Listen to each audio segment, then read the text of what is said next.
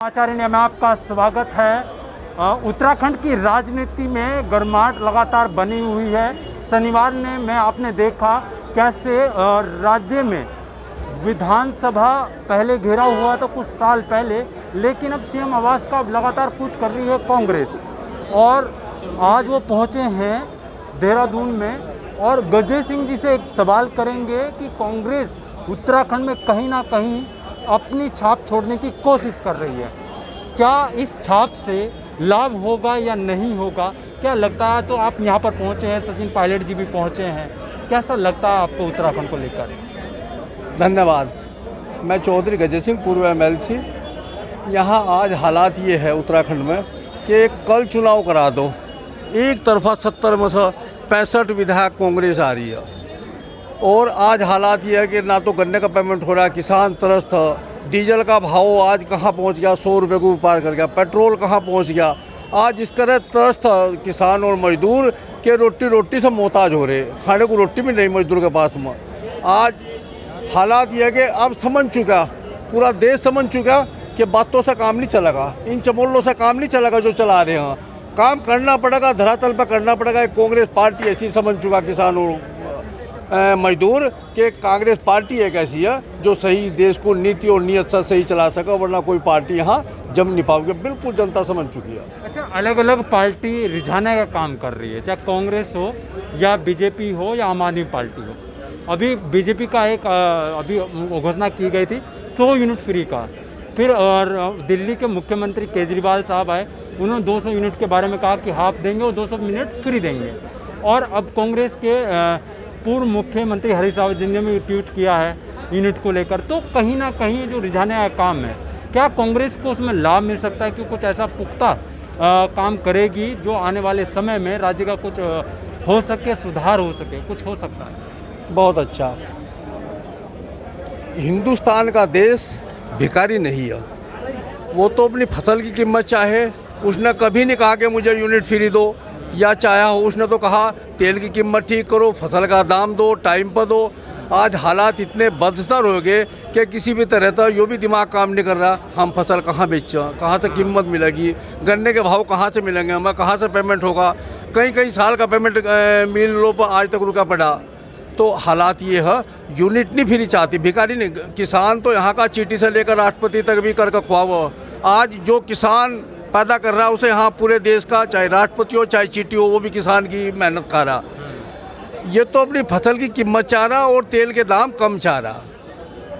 ये बात कर रहे थे हम उत्तराखंड की। अब बात करते हैं सर आपके साथ में उत्तर प्रदेश की, सहारनपुर की, अलग अलग क्षेत्रों की। ग्रामीण क्षेत्र आता है, गन्ने को लेकर ही, फसल को लेकर किसान ज़्यादा मजबूत रहते हैं। धरना प्रदर्शन भी लगातार कर रहे हैं किसान लोग दिल्ली के आसपास में। जो 2 बच्चों वाली बात कही गई है उत्तर प्रदेश में, क्या उससे लेकर कहीं ना कहीं एक बड़ी राजनीति को मुहिम बनाकर आगे लाया जा रहा है?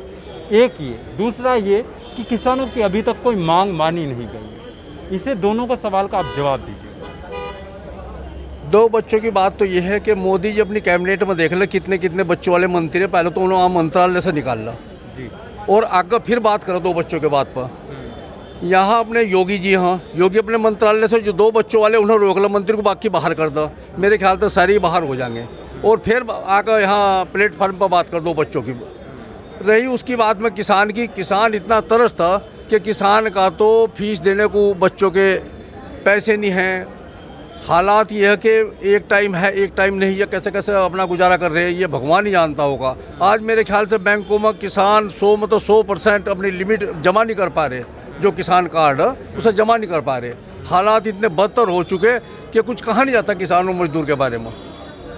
तो जो समस्या है ये, आप लोग तो विरोध लगातार सहारनपुर में करते ही हैं। अब की बार क्या तैयारी है आप लोगों की कि कांग्रेस जो एकजुट होने की कोशिश कर रही है? हालांकि अलग अलग धड़े बढ़ जाते हैं कभी कभी, लेकिन इस बार की तैयारी कैसी है उत्तर प्रदेश और उत्तराखंड में?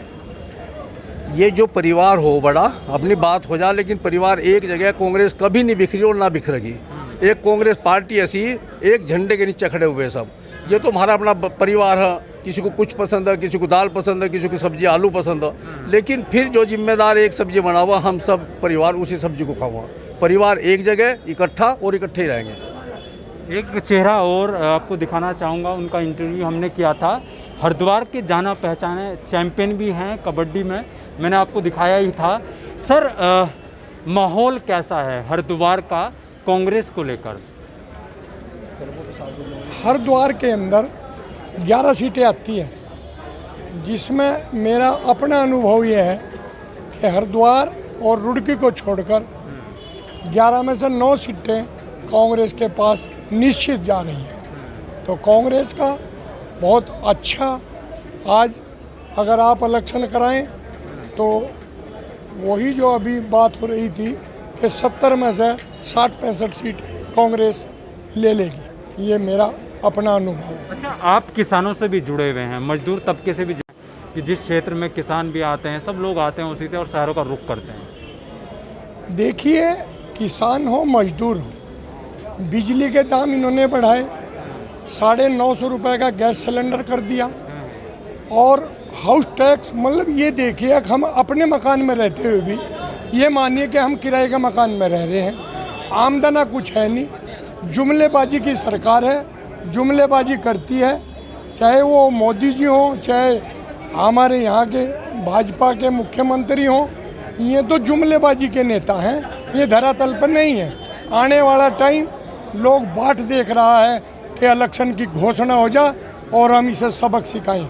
आज यहाँ पूरे उत्तराखंड के अंदर जितनी महंगाई, सरसों का तेल ले लीजिए आप, पहले 110 रुपये था, आज 210 रुपये है। हर चीज़ इतनी महंगी है कि बस आदमी परेशान है। सिर्फ बाट देख रहा कि घोषणा हो और कांग्रेस यहाँ शासन आए। धन्यवाद। मेरे साथ में एक और शख्सियत हैं जो कांग्रेस में काफ़ी एक्टिव रहते हैं और प्रदेश सचिव हैं। सर क्या लगता है इस बार, आपने तो शनिवार में भी आप आए और विरोध किया, आपने बहुत अड़के विरोध किया, क्या इस विरोध का और जो कांग्रेस इस बार इकट्ठा होने की कोशिश कर रही है, क्या महंगाई पर कोई असर होगा या फिर राजनीति में कोई असर होगा? राजनीति का असर आप लगातार माहौल देख रहे हैं, मीडिया बंधु भी लगातार देख रहे हैं, युवाओं में आक्रोश पनप रहा है, प्रदेश की जनता में निरंतर आक्रोश आ रहा है। आपने देखा होगा कि शनिवार में भी सड़कों पर भारी गर्मी के बावजूद कितना जनसमूह उमड़ा था, वो हमारी भाजपा सरकार की नीतियों से आज अस्त होकर बढ़ते आ चुका है। और जैसे हमारे सीनियर्स लीडर्स ने बताया कि जनता सिर्फ मौका चाह रही है, मौका मिलते ही जनता इस भाजपा सरकार को पलटने का काम करेगी और यहाँ बड़े बहुमत के साथ इस बार कांग्रेस सरकार आने वाली है और कांग्रेस की सरकार बनने वाली है। आज युवा दिलों की धड़कन सचिन पायलट जी यहाँ देहरादून में आए हैं, युवाओं में एक नया उत्साह, नई ऊर्जा, नई स्फूर्ति आई है। युवा माननीय सचिन पायलट जी से दिल से जुड़े हुए हैं और सचिन पायलट जी के यहाँ आने से आज युवाओं में एक नई क्रांति और नया जोश और जुनून आ चुका है। अच्छा, अभी आपके साथ में वो कांग्रेस के बारे में बता रहे थे हरिद्वार में कि 9 सीटें आएंगी, क्या ये कारण कोई ऐसा है किसानों को लेकर, बिजली को लेकर? हालांकि आम आदमी पार्टी भी कह रही है कि जब हम आएंगे तो किसानों के लिए बिजली माफ़ कर देंगे, तो क्या आम आदमी पार्टी कोई असर नहीं है या सिर्फ कांग्रेस को ही देख रहे हैं वहाँ पर? देखिए, यहाँ की जनता को भली प्रकार से पता है कि यहाँ पर एकमात्र विकल्प कांग्रेस है। जहाँ तक आम आदमी की बात है, आम आदमी यहाँ पर धरातल पर कहीं नहीं है। आम आदमी वाले सिर्फ अपनी झूठी बातों से इनको, हमारी जनता को प्रलोभन देना चाह रहे हैं, लेकिन जनता समझ चुकी है कि आज सरकार जब बदलेगी तो कांग्रेस ही उसका एकमात्र विकल्प बनकर उभरेगी।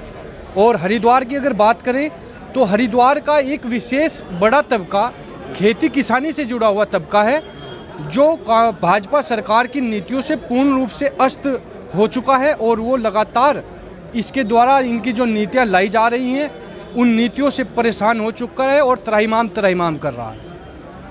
इनसे और भी बात करेंगे और ये वो बात बता रहे हैं जो कांग्रेस का हरिद्वार से जुड़ाव है, क्योंकि कांग्रेस के जिस तरह से अभी कैंपेन कर रही है, जिस तरह से लोग इकट्ठे हो रहे हैं, जिस तरह से वो विरोध जता रही है, कहीं ना कहीं उसका असर होगा नहीं होगा तो देखने वाला समय बताएगा।